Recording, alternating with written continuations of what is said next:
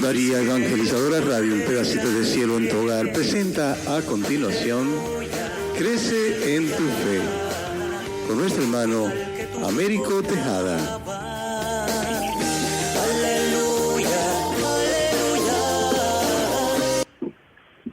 Saludos en este glorioso día y bendiciones a los radiocreyentes que escuchan María Evangelizadora Radio, que están sedientos de la palabra de Dios. Les envía un saludo a su hermano Américo Tejada de la parroquia San Simón Stack San José, que está localizada en el Bronx y pertenece a la Arquidiócesis de Nueva York. Estamos aquí todos los miércoles de 5 a 6 p.m. y los sábados de 9 a 10 a.m. hora de Nueva York. Si se quieren poner en contacto con su servidor, pueden llamarme al 718-933-5299 o mandarme un mensaje de texto al 917-860-3678. En este segmento del estudio bíblico titulado Crece en tu fe, estamos estudiando una obra de un gran católico, el Dr. Scott Hahn, titulada Dios te salve, Reina y Madre. Él, en esta obra, nos explica por qué ama y honra a la Virgen María y por qué nosotros deberíamos amarla y honrarla también. Con un estilo vigoroso y elegante, el autor expone en este libro el lugar que tiene la Virgen María en la piedad cristiana. Examina y analiza los fundamentos bíblicos y teológicos de la devoción mariana, con una fe profunda y gran amor a la Virgen María, y da respuesta a las principales objeciones contra la devoción católica a María.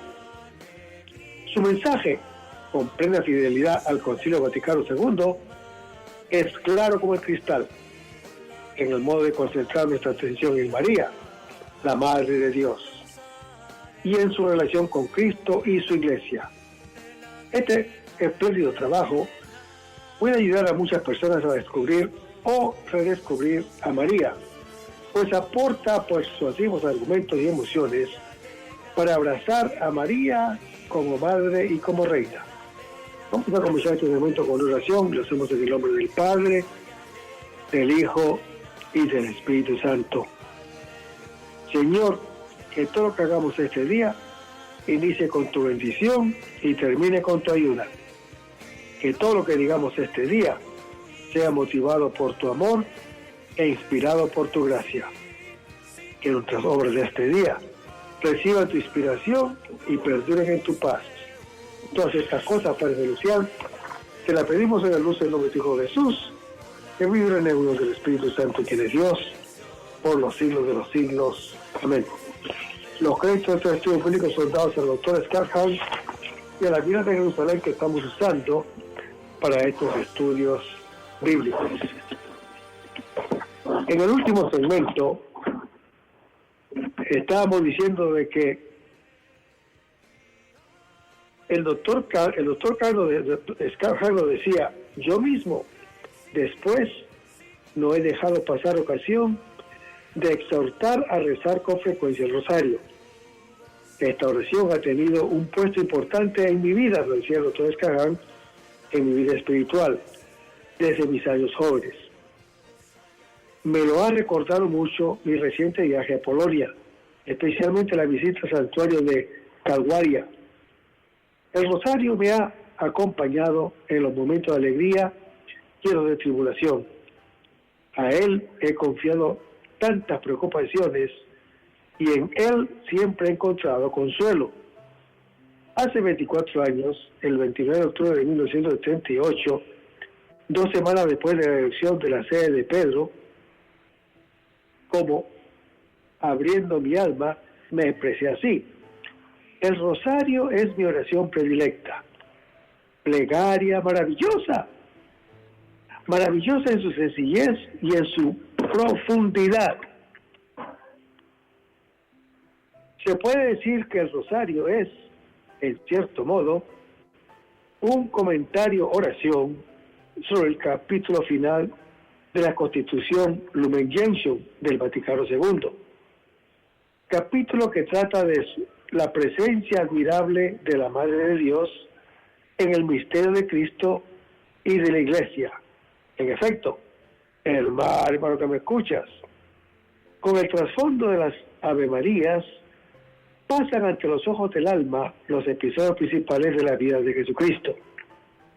El rosario en su conjunto consta de misterios gozosos, dolorosos y gloriosos, y nos ponen en comunión vital con Jesús a través, podríamos decir, del corazón de su madre.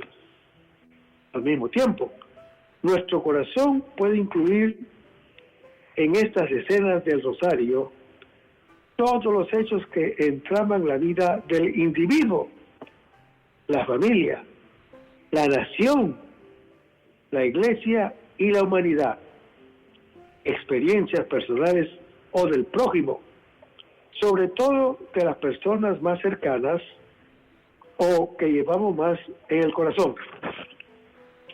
De este modo, la sencilla plegaria del rosario sintoniza con el ritmo de la vida humana.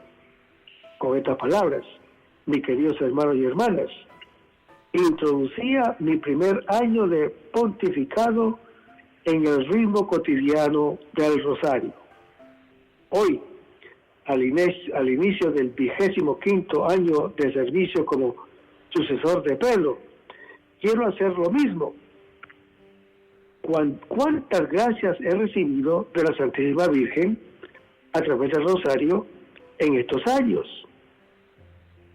Deseo elevar mi agradecimiento al Señor con las palabras de su Madre Santísima, bajo cuya protección he puesto mi ministerio petrino. Totus tuus. Por eso, de acuerdo con las consideraciones hechas en la Carta Apostólica Novo Milenio, en la que, después de la experiencia jubilar, he invitado al pueblo de Dios a caminar desde Cristo, he sentido la necesidad de desarrollar una reflexión sobre el rosario, en cierto modo, como coronación mariana de dicha carta apostólica, para exhortar a la contemplación del rostro de Cristo en compañía y a ejemplo de su Santísima Madre. Recitar el rosario, en efecto, es en realidad contemplar con María el rostro de Cristo. Para dar mayor realce a esta invitación, con ocasión del próximo 120 aniversario de la mencionada encíclica de León XIII, deseo a lo largo del año se proponga y valore de manera particular esta oración en las diversas comunidades cristianas. Proclamo, por tanto, el año que va de este octubre a octubre de 2003, año del Rosario. Dejo esta indicación pastoral a la iniciativa de cada comunidad eclesial. Con ella no quiero obstaculizar, sino más bien integrar y consolidar los planes pastorales de las iglesias particulares.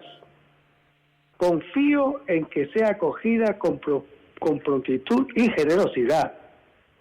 El rosario, comprendido en su pleno significado, conduce al corazón mismo de la vida cristiana y ofrece una ordinaria y fecunda oportunidad espiritual y pedagógica para la contemplación personal, la formación del pueblo de Dios y de la nueva evangelización.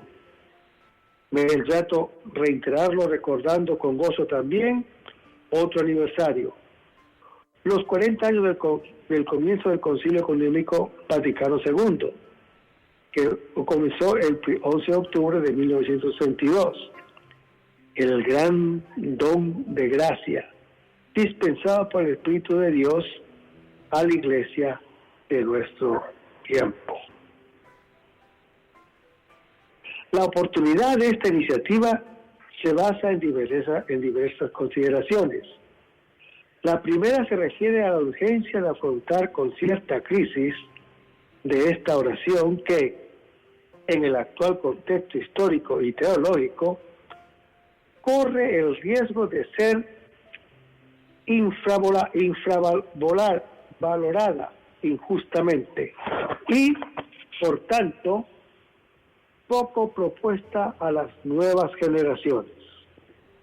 Hay quien piensa que la centralidad de la liturgia, acertadamente subrayada por el Concilio Ecuménico Vaticano II, tenga necesariamente como consecuencia una disminución de la importancia del rosario. En realidad, como puntualizó Pablo VI, esta oración no solo no se opone a la liturgia, sino que le da soporte, ya que la introduce y la recuerda, ayudando a vivirla con plena participación interior, recogiendo así sus frutos en la vida cotidiana. Quizás hay también quien teme que pueda resultar poco ecuménica por su carácter marcadamente mariano. En realidad, se coloca en el más límpido horizonte del culto a la Madre de Dios, tal como el Concilio ha establecido un culto orientado al centro cristológico de la fe cristiana. De modo que, mientras es honrada la Madre, el Hijo sea debidamente conocido, amado, glorificado.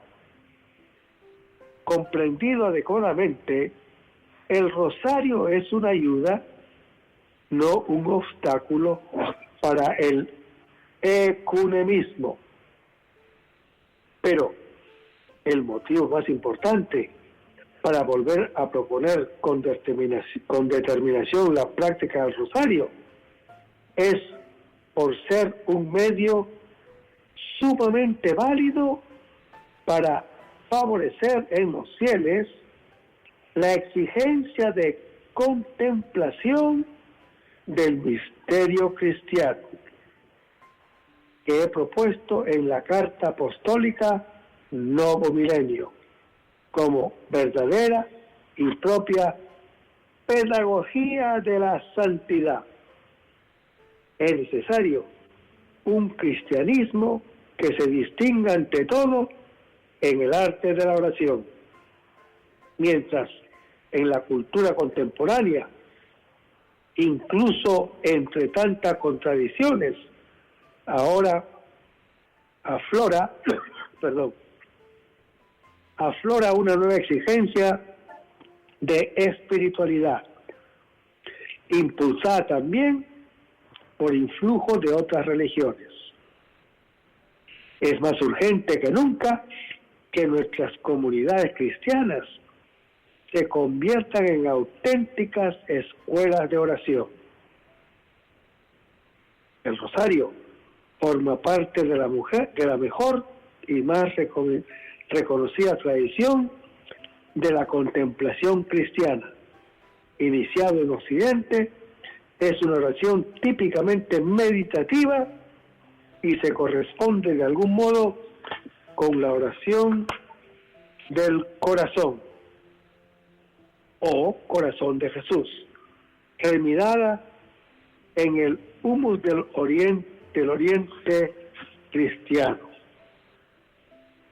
Hermanos, algunas circunstancias históricas ayudan a dar un nuevo impulso a la propagación del rosario. Ante todo, la urgencia de implorar de Dios el don de la paz. El rosario ha sido puesto muchas veces por mis predecesores y por mí mismo como oración por la paz. Al inicio de un milenio, que se ha abierto con las horrorosas escenas del atentado del 11 de septiembre de 2001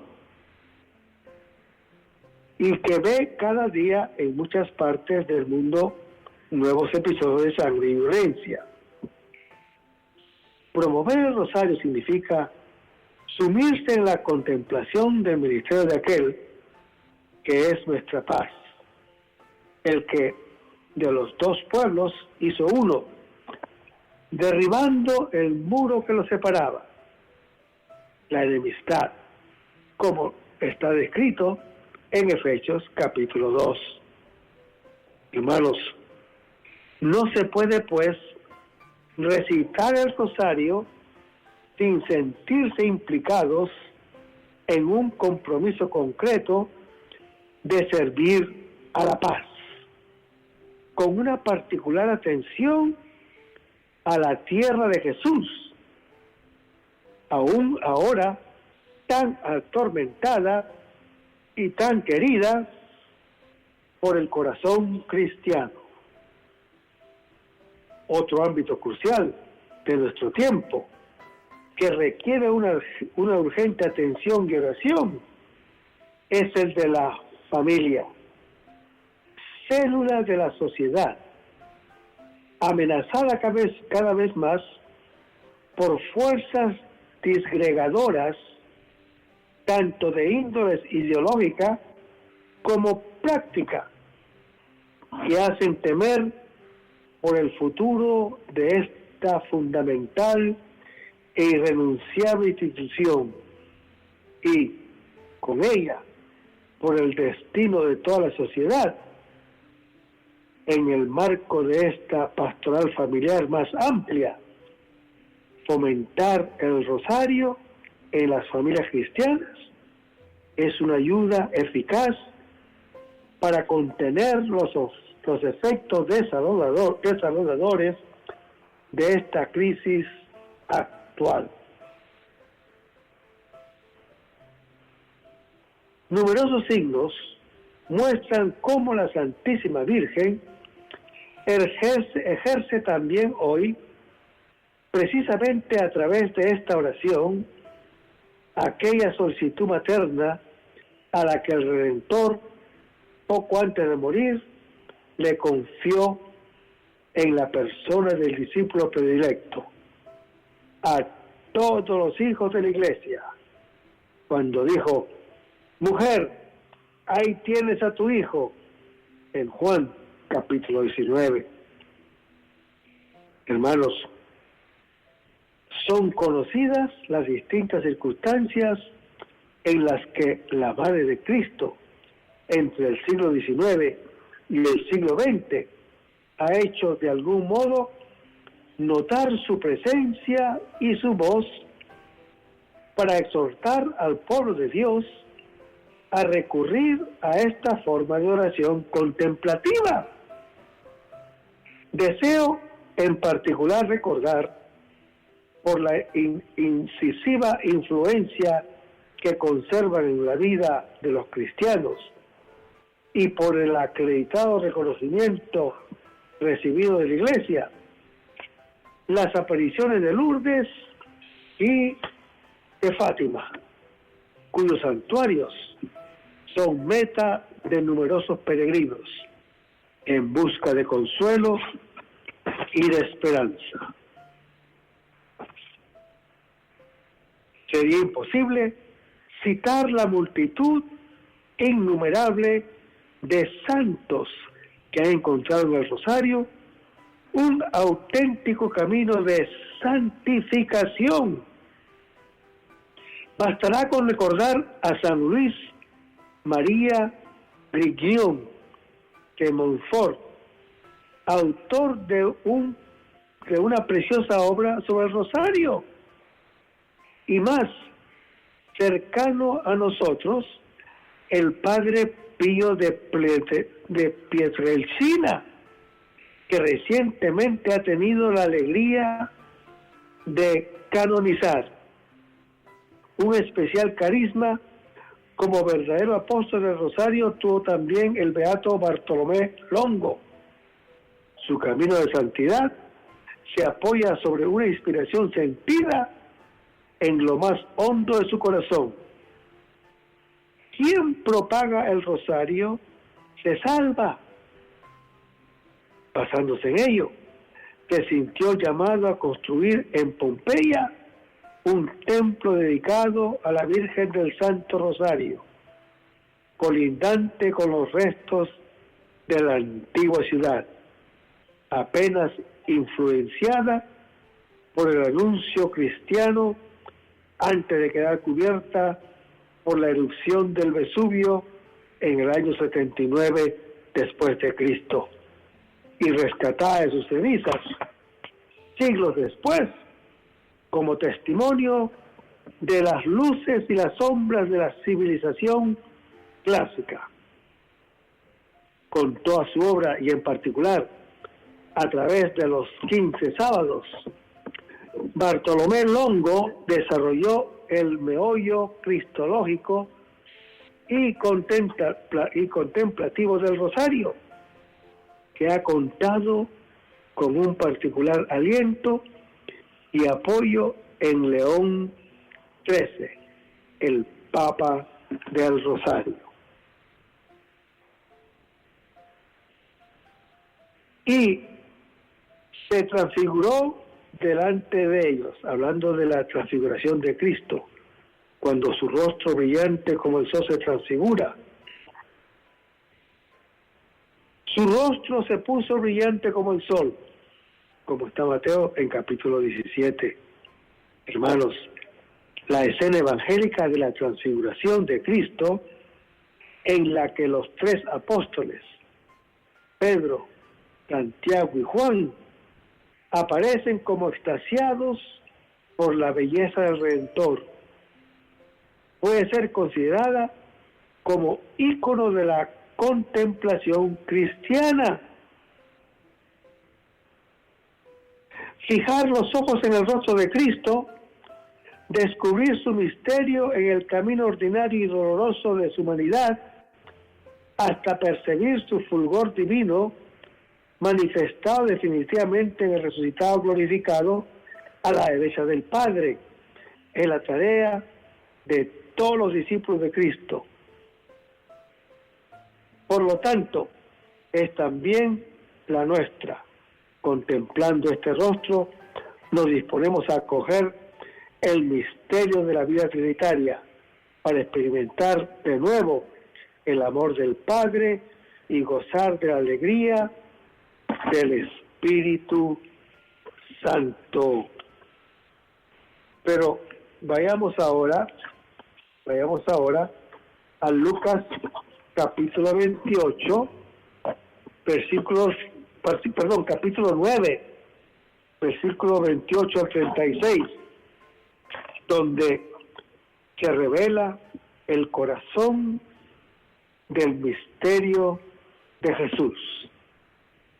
A los discípulos se les conceden entrar en el conocimiento Padre-Hijo, la obediencia al Jesús solo, que el Padre ordena cuando dice, escúchenlo, es el ápice del relato.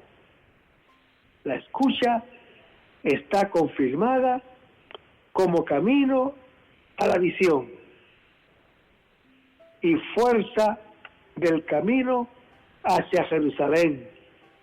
Ahora, hermano que me escuchas, después de la transfiguración, sabemos plenamente quién es Él y por qué debemos de escucharlo.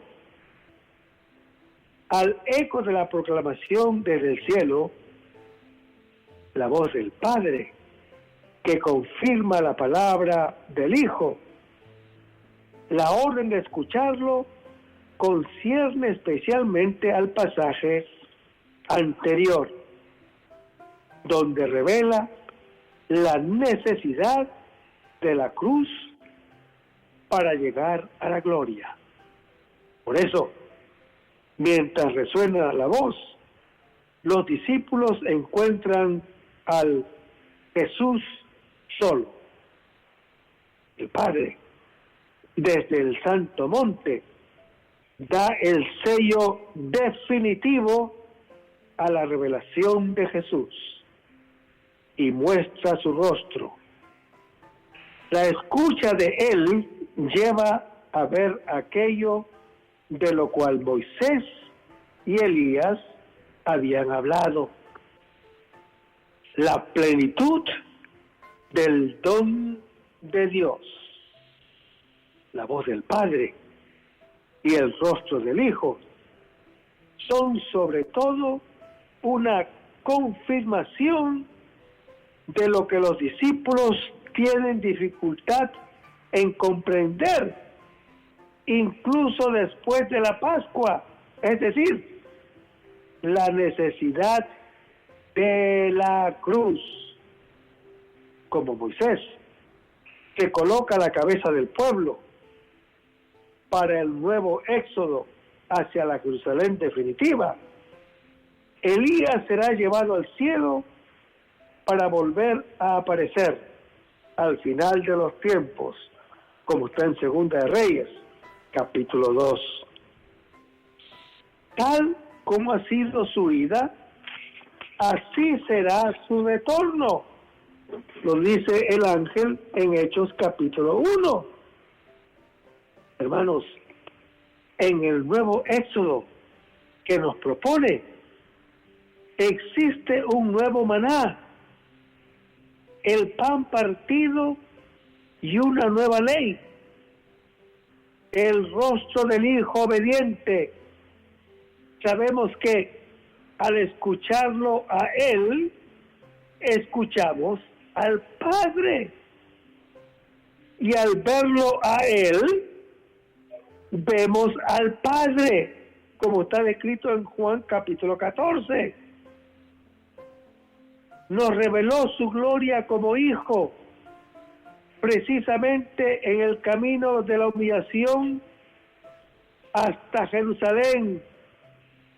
Desde el monte Tabor hay dos rayos de luz que deja ver la meta, Jerusalén, para que los discípulos puedan encaminarse hacia allí. Tienen una visión anticipada de la gloria para afrontar el paso obligado de la cruz, que acaba de ser anunciada,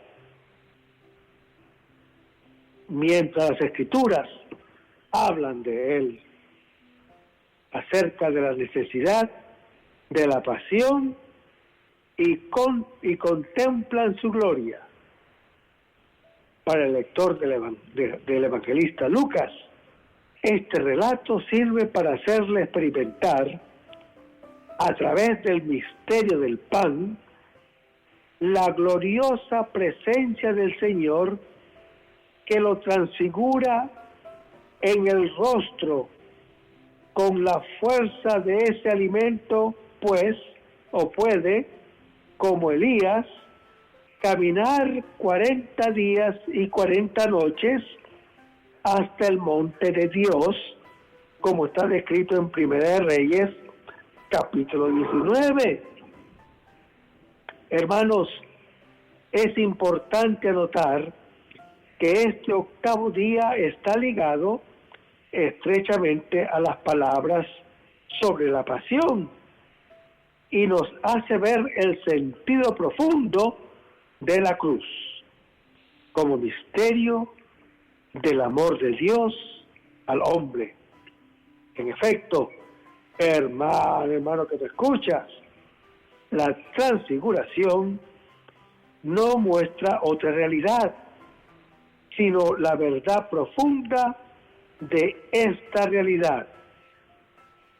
La gloria del Jesús solo, que va hasta la realización de su éxodo, así como antes de partir el pan, tomó consigo a los apóstoles, así también ahora toma consigo a Pedro, a Juan y a Santiago. Jesús los une a sí mismo por su iniciativa. los toma y los lleva a una situación particular de revelación. Los lleva consigo al espacio secreto de su comunión con el Padre. Jesús los lleva al monte.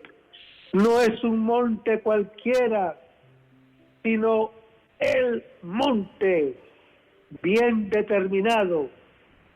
Es el monte por excelencia, el monte de la oración y de la elección, el monte de la revelación.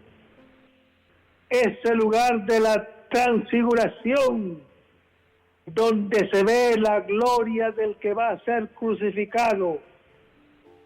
Esta es la fuerza de la transfiguración y de la resurrección de las tinieblas.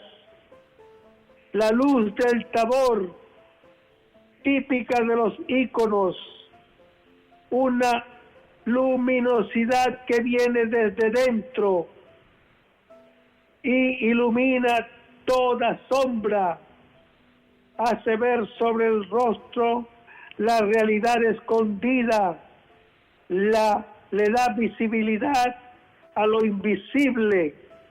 Es una luminosidad invertida, tiene su centro al interior y el punto más lejano y profundo emerge en primer plano, invirtiendo la perspectiva. Es la cruz que ya no produce sombra, porque el sol está dentro del rostro que no ha podido decir, sino que se mudó, porque es la gloria. Hermanos, de esta gloria ahora describe el vestido. Es blanco y fulgurante, es decir, emite rayos. Si así es el vestido, ¿cómo será su cuerpo? Pero el mismo cuerpo es el vestido de la persona. Y la humanidad de Jesús, a su vez, es vestido de su persona divina, de la cual emana plenamente la fuerza de la gloria de Dios. El rayo, expresión de Dios, es el atributo de la vestidura. ¿Qué será su rostro de gloria? Hermanos, los discípulos ven cara a cara, directamente, esa gloria que Moisés deseó y obtuvo poder ver solo por las espaldas en Éxodo capítulo 33. En él habita corporalmente toda la plenitud de la divinidad, como lo dice el apóstol Pablo en Colosenses capítulo 2, porque es el resplandor de su gloria e incluso impronta de su sustancia. Todo el universo es conservado por él, que sostiene todo con su mano poderosa, como está en Hebreos capítulo 1. Hermanos, Jesús en la transfiguración se revela como el centro de todo, de Dios y del hombre, unidos en una historia única, increíble, si se puede testimoniada por Moisés, si fuese testimoniada por Moisés y Elías. Esta historia es de pasión y resurrección. Es el encuentro del hombre pecador con el Dios que lo ama. Moisés y Elías desempeñan en el Antiguo Testamento la misma función de los ángeles En Lucas capítulo 24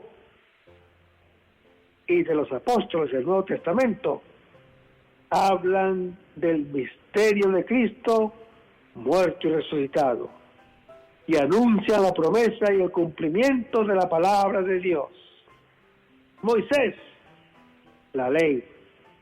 Elías, padre de los profetas, están en diálogo con Jesús. Él le responde porque es aquel que la ley y la profecía han prometido y esperado. Moisés y Elías, solamente al lado de Jesús, son vistos en gloria. De lo contrario, o no son vistos o no en la gloria. En efecto, hermano que me escuchas, la gloria de la ley y de la profecía es el Hijo obediente. Su gloria es la de Jesús.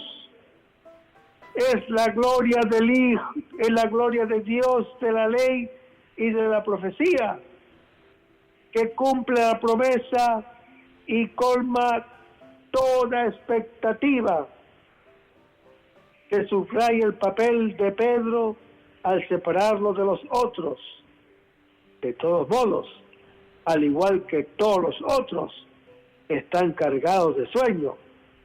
En el huerto dormirán todos y no despertarán, sino al final en Mateo capítulo 26.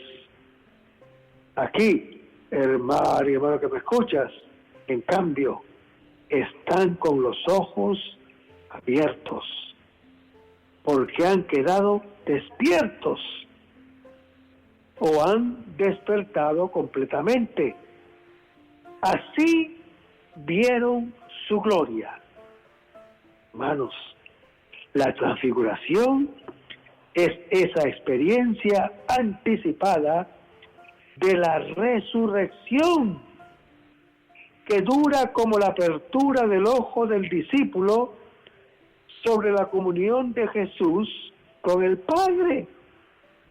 Allí se contempla el misterio de Dios abierto al hombre y comprender a Jesús en su misterio, que es la cruz, lo que ningún ojo ha visto jamás, como está en 1 Corintios capítulo 2, ni Moisés, como está en Éxodo capítulo 33, ni Elías, como está en 1 Reyes capítulo 19, y todos desean ver, como está en Salmo capítulo 27, que es el rostro del mismo Dios. A los discípulos les es concedido verlo cara a cara. La tienda es símbolo de la presencia de Dios, así como también la nube. Dos fueron las tiendas o moradas de Dios en el Antiguo Testamento, que son la ley y la profecía. El pasado que se debía recordar y el futuro que se debía esperar. Ahora bien, hermano que me escuchas, esta presencia está presente en Jesús, pero ya no como pasado o futuro, sino como realización plena de todo pasado y plenitud de todo futuro. Hermanos, la nube es signo de la gloria de Dios. La revelación de Dios se manifiesta ocultándose y al manifestarse se oculta. La nube es la revelación luminosa de la oscuridad de la cruz. Nos recuerda el Éxodo capítulo 24. Esta misma nube sustraerá a Jesús de los ojos de sus discípulos en Hechos capítulo 1.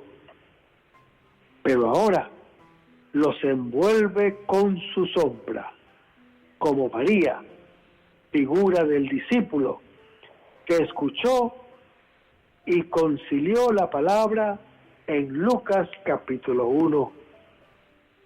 Hermanos, es la misma fuerza de Dios en la cual entra con la obediencia a la palabra del Padre que dice, escúchenlo.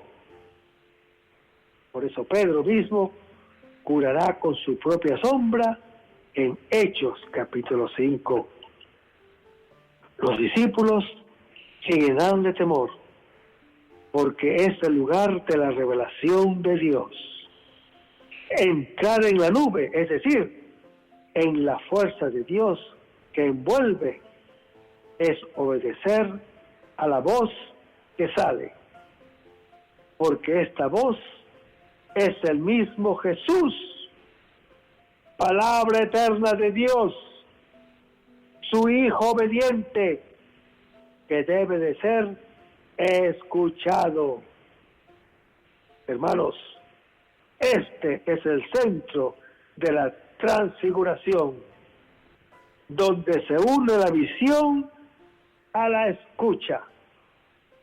La obediencia a Jesús se dirige a todos, indica el camino a través del cual todos podemos estar entre esos tres que llegan a la visión del misterio del Hijo, en la escucha de Jesús, oyente perfecto del Padre. Llegamos a ser como Él. El gran deseo del hombre, muéstrame tu rostro, queda satisfecho. El que se transfigura en el monte Tabor es el desfigurado del Calvario. Solo Él. Por eso el apóstol Pablo dice que no conoce sino a Jesucristo crucificado, y que vio lo que ningún ojo humano ha visto jamás, en 1 Corintios capítulo 2. Hermanos, la palabra de la cruz es sabiduría y fuerza de Dios Salvador, en 1 Corintios capítulo 1.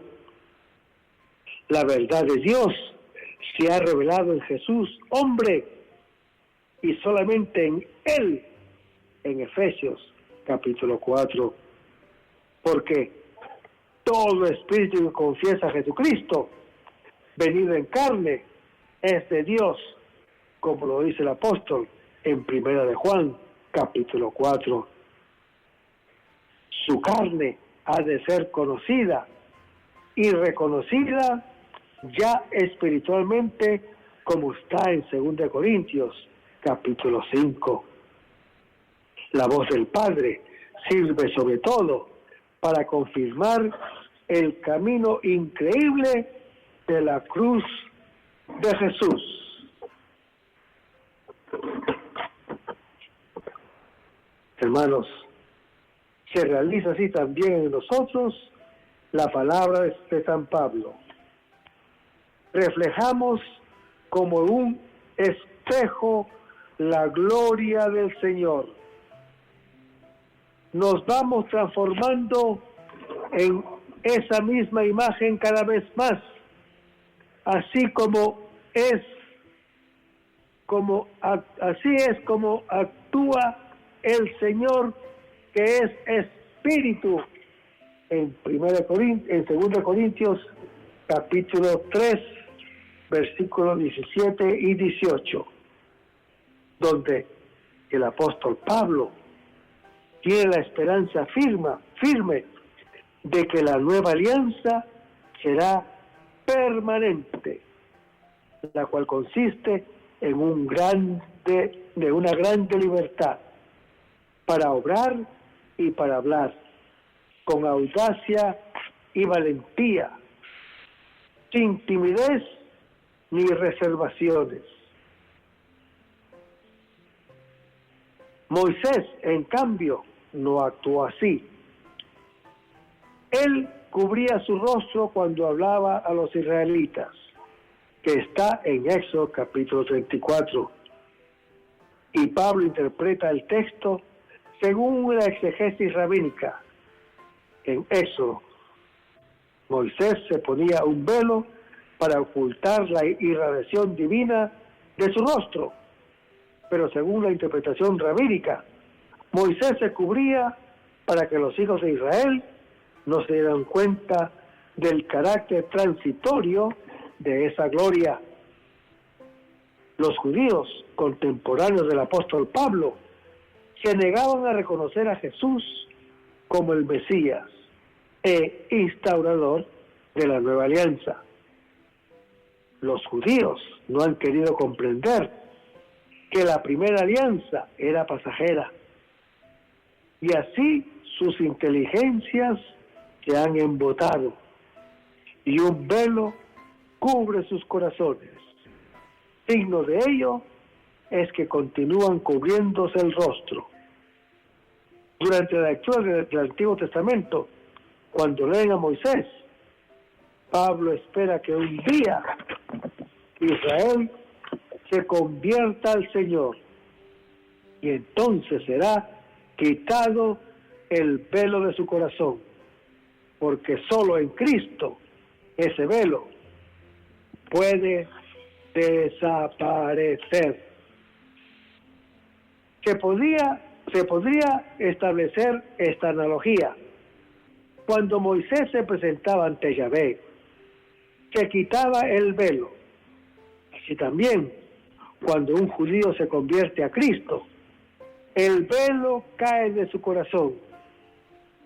Para comprender bien la fórmula, el Señor es el Espíritu, densa y preñada de sentido, hay que tener presente todo el contexto. El apóstol Pablo tiene ante su mente los dos ministerios, el de la letra y el del espíritu. La primera alianza, grabada sobre las tablas de piedra, y la nueva alianza, escrita por el Espíritu Santo en los corazones de carne. Moisés es la letra, Cristo es el Espíritu. Pues bien, hermano que me escuchas, cuando se convierte al Señor, se arranca el velo que cubre los corazones, porque el Señor es el Espíritu. Sí, hermanos, convertirse del judaísmo al cristianismo es dejar la letra que esclaviza y volverse al Espíritu que hace gozar de libertad. Moisés daba normas sobre la conducta externa y fulminaba amenazas contra los transgresores. Cristo, en cambio, transforma el interior del creyente y éste lleva en su corazón al Espíritu de Dios como ras del compromiso, como está en 2 Corintios, capítulo 1. Hermanos, Moisés selló la alianza de la letra. Jesús firmó la alianza nueva, la alianza del Espíritu, donde ahora está la obra de Jesús, está la obra del Espíritu Santo. Donde está Jesús, está el Espíritu Santo. Donde está el Señor, está presente la acción del Espíritu Santo. Hermanos, el apóstol no pretende en este texto dar precisiones metafísicas sobre el misterio de Dios, ni quiere afirmar o la divinidad del Espíritu Santo o una identidad entre el Señor Jesús y el Espíritu, cuya distinción aparece clara en otros lugares de la epístola, como en 2 Corintios, capítulo 12. Y donde está el Espíritu del Señor, allí hay libertad. Hermanos, esta exclamación del apóstol Pablo es un grito de triunfo. Él es libre en Cristo Jesús, gracias a la acción del Espíritu Santo. Leamos: ¿no soy yo libre? ¿No soy yo apóstol? ¿Acaso no he visto yo a Jesús, Señor nuestro? ¿No son ustedes mi obra en el Señor? Como lo dice en 1 Corintios, capítulo 9. Pero hay que comprender bien el pensamiento del apóstol Pablo. La libertad que alude esta afirmación es la libertad de la ley y del pecado. Leamos: pero al llegar la plenitud de los tiempos, envió Dios a su Hijo, nacido de mujer, nacido bajo la ley, para rescatar a los que se hallaban bajo la ley y para que recibiéramos la condición de hijos. Como son hijos, Dios envió a nuestros corazones el Espíritu de su Hijo, que clama: Abba, Padre. De modo que ya no eres esclavo, sino hijo. Y si hijo, también heredero por voluntad de Dios, como lo dice el apóstol Pablo en Gálatas capítulo 4. Hermanos, para el cristiano que es movido por el Espíritu Santo, no hay más esclavitud a la letra de la ley.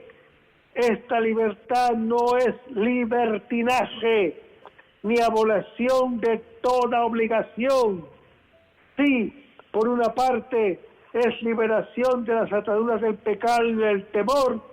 Por otra parte, es aceptación libre de una esclavitud de amor y de justicia. Leamos: pues, ¿qué? ¿Pecaremos porque no estamos bajo la ley, sino bajo la gracia? De ningún modo. ¿No saben que al ofrecerse a alguno como esclavos para obedecerle, si hacen esclavos de aquel a quien obedecen? Bien del pecado para la muerte, bien de la obediencia para la justicia. Pero, gracias a Dios, ustedes que eran esclavos del pecado, han obedecido de corazón al modelo de doctrina al que fueron entregados y liberados del pecado. Se han hecho esclavos de la justicia. Hablo en términos humanos. Esta atención a su flaqueza natural, pues se ofrecieron sus miembros como esclavos a la impureza y a la iniquidad por iniquidad, ofrézcanlo igualmente desde ahora a la justicia para la santidad. Hermanos, una vez más, se nos ha acabado el tiempo. Vamos a terminar este segmento con oración y lo hacemos en el nombre del Padre, del Hijo y del Espíritu Santo.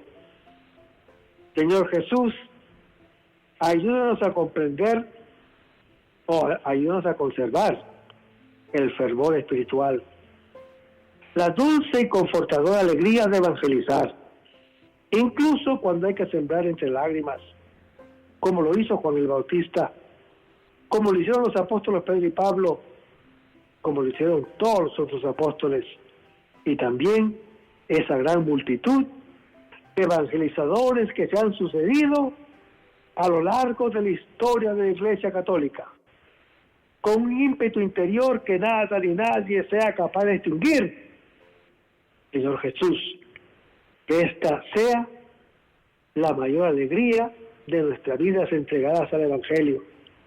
Y ojalá que el mundo actual pueda así recibir la buena nueva del Evangelio, porque tenemos la tarea de anunciar el reino de Dios y de implantar su iglesia en este mundo que todavía no te conoce. Todas estas cosas, Padre Celestial, te las pedimos en el dulce nombre de tu Hijo Jesús, que vive y reina en unión del Espíritu Santo, que es Dios, por los siglos de los siglos. Amén. Hasta el próximo segmento. Que el Señor los bendiga.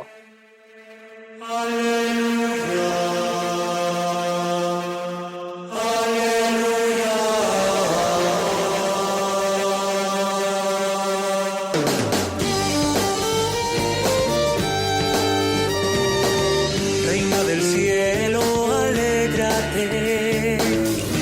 Aleluya, aleluya. Porque al que tú portabas, aleluya, aleluya, resucitó como dijo.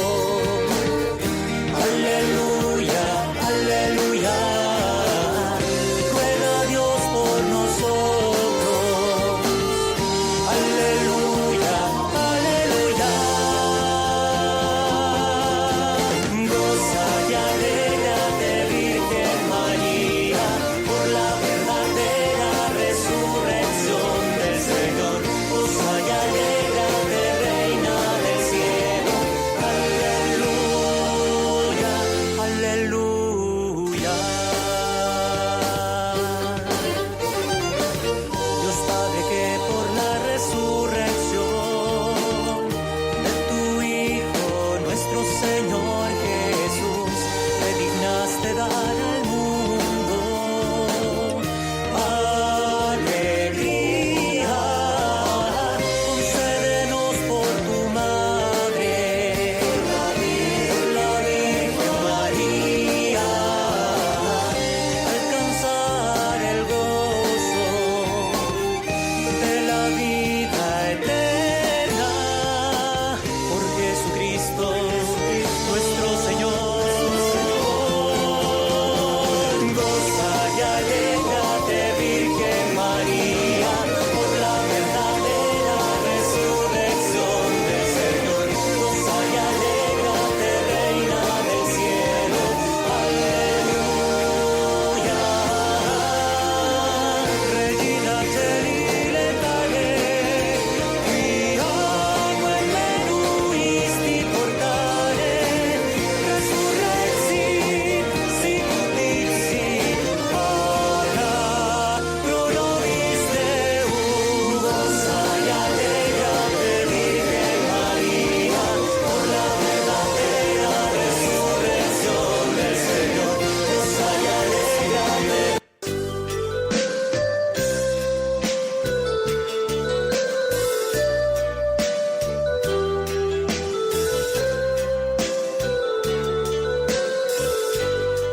Esta es María Evangelizadora Radio, el camino a tu santidad, porque es un pedacito de cielo en tu hogar.